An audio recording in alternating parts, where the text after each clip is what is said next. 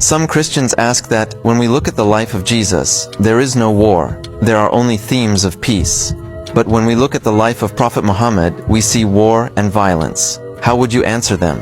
I would say that's a false notion, because look, do not forget that Christian people believe that Jesus is part of the Trinity, and therefore he was the author of the Old Testament. So when there was a command given in the book of Numbers, chapter 31, verse 18, to go and kill the people and annihilate and take the young girls for yourself and so on, as sexual property. That was actually a command, according to this belief system, that was commanded by Jesus Christ. Now you cannot say that he was separate from the Trinity, because the Old Testament author is Jesus, is the Holy Spirit, is the Father. All three of them are authoring this, because they're all coming together and authoring this thing. So he's commanding the people to kill the young ones, or the villages and so on. And then when he comes in the book of Revelation, he comes back, you'll find that he kills Jezebel the prostitute, and he does that one. So this idea that he was some kind of peaceful figure, it's a false analysis. And the fact that they're comparing Jesus and Muhammad anyway shows you their weakness and their submissiveness and their insecurity and their fragility. Because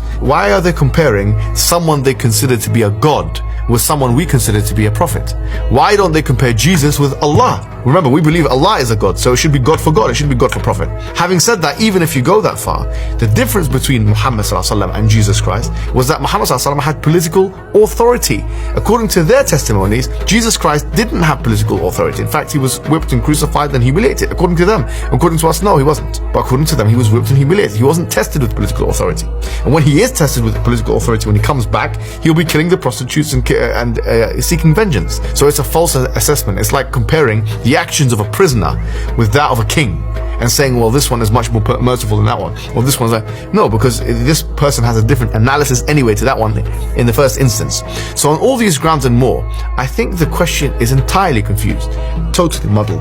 And I think that those who make this claim can't actually live by the so-called principles of Christianity anyway. So-called slap your cheek and I'll give you my other cheek to slap. Those people, when it comes to the religious debates, are pacifist, but when it comes to the pragmatics of political and social life, are closer to us than they would like to admit.